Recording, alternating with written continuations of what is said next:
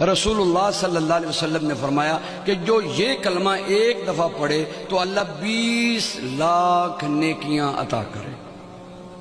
کتنی نیکیاں بھی؟ 20 لاکھ نیکیاں۔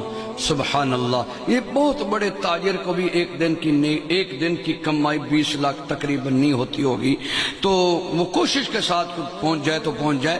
یہ 20 لاکھ، آپ کتنے خوش قسمت ہیں، یہاں 2 گھنٹے بیٹھے ہیں، اور 2 گھنٹوں کی برکات یہ ہے کہ جب آپ اٹھ کر جائیں گے تو آپ کے جنت کے بینک میں 20 لاکھ نیکیاں اللہ جمع کروا دیں گے۔ وہ کلمہ کیا ہے؟ سارے پڑھیں، بسم اللہ الرحمن الرحیم۔